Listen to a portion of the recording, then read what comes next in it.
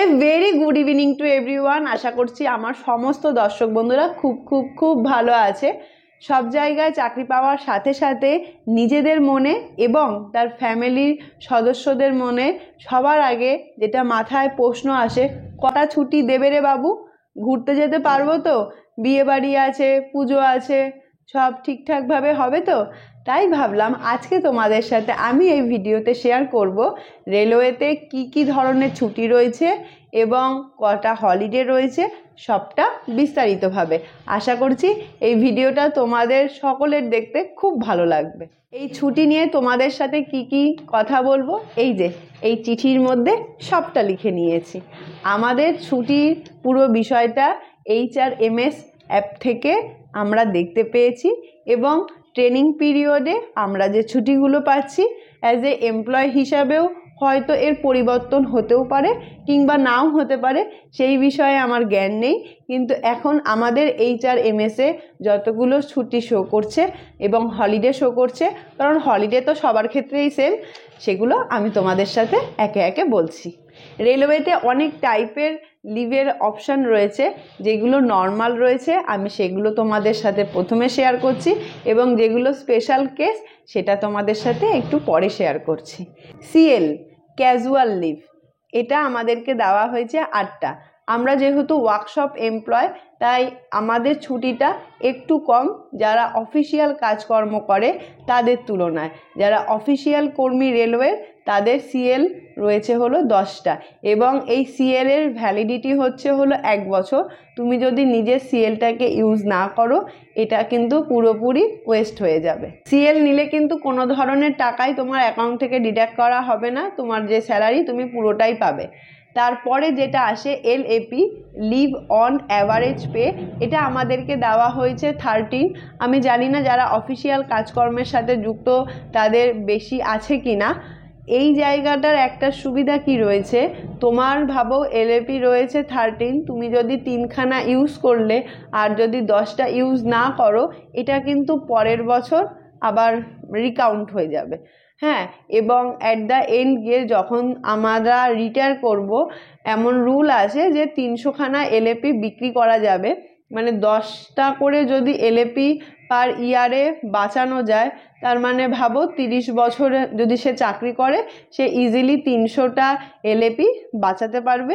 এবং যখন তাকে এই পয়সাটা দেওয়া হয় তখনকার গ্রেড পে অনুযায়ী তাকে টাকাটা দেওয়া হয় এবং এই টাকাটা একটা মোটা অ্যামাউন্টের হয়। তাই বেশিরভাগ মানুষই চেষ্টা করে CL থেকেই নিজের ছুটিটা কাটানোর LAPর বদলে। নেক্সট যে ছুটির টাইপ রয়েছে সেটা হচ্ছে LHAP leave on half average pay, এটা আমাদেরকে দেওয়া হয়েছে 8টা। এর ক্ষেত্রে বিষয়টা কি, তুমি যদি ভাবো 2 দিনের ছুটি নিচ্ছ, পুরো ছুটি নিচ্ছ, তোমাকে সেক্ষেত্রে 4টে অ্যাপ্লাই করতে হবে। এবং ভাবো তুমি যদি না নাও, মানে তুমি 2 দিনের ছুটি নিচ্ছ এবং তুমি যদি দুটো মানে LHAP দাও, সেখানে তোমাকে মনে হয় একদিনের টাকাটা কেটে নেবে এবং একদিনের টাকাটা পে করবে। এটাই হচ্ছে হলো leave on half average pay মানে LHAP। যতটা আমি জেনেছি ততটাই আমি তোমাদের সাথে এই ভিডিওতে শেয়ার করার চেষ্টা করছি। এই 3টে হচ্ছে নর্মাল কেসে রয়েছে, CL, LAP এবং LHAP। CLটা নষ্ট হয়ে যায় এবং LAPটা কিন্তু পরের বছর গিয়ে কাউন্ট হয়। স্পেশাল যে কেসটা রয়েছে সেই ক্ষেত্রে CCL child care leave, paternal leave এবং ম্যাটার্নাল লিভ রয়েছে। চাইল্ড কেয়ার লিভের ক্ষেত্রে যারা ফিমেল ক্যান্ডিডেট রয়েছে তাদের পুরো 1 বছর ইন হ্যান্ড স্যালারি দিয়ে রাখা হয় এবং সেক্ষেত্রে সে পুরোটাই ছুটিতে থাকতে পারে।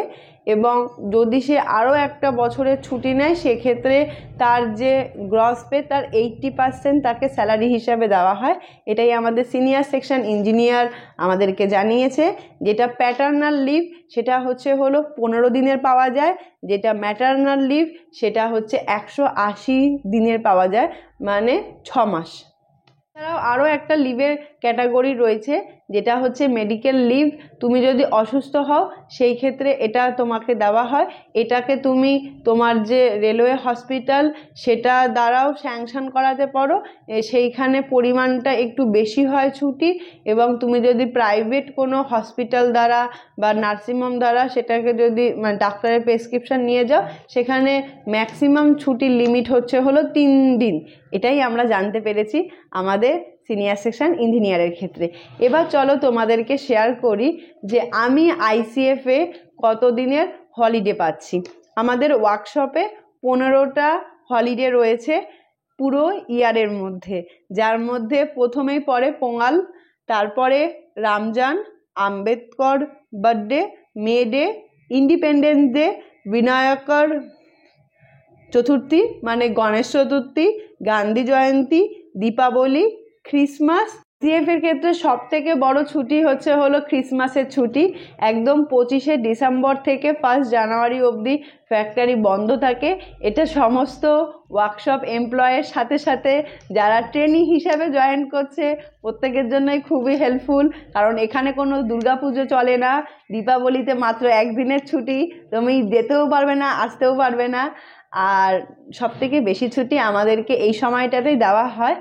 তোমরা যদি কাউন্ট করে দেখো তাহলে আমাদের সিএল দেওয়া হয় 8, LHAP দেওয়া হয় 8, মানে হচ্ছে 8 8 16, আর LAP হচ্ছে হলো 13, মানে 16 আর 13 মানে হচ্ছে 29টা, আর 29টা আর 15টা মানে হচ্ছে হলো 44টা। টোটাল যদি ক্যালকুলেট করে দেখি পুরো ইয়ারে আমরা মাত্র 44 দিন ছুটি পাই, যেটা মাত্র বললে অনেক কম হয়ে যাবে, অনেকটাই বেশি ছুটি দেয়। আশা করছি ইন্ডিয়ান রেলওয়ের এই লিভ সংক্রান্ত ভিডিওটা তোমাদের ভালো লাগলো। যদি এই ভিডিওটা থেকে কিছু ভালো লেগে থাকে তাহলে প্রত্যেকবারের মতোই কমেন্টটা করে যেও। আর দেখা হচ্ছে আবারও পরবর্তী ভিডিওতে। টিল দেন সবাই খুব ভালো থেকো এবং সুস্থ থেকো এবং খুব ভালো থেকো।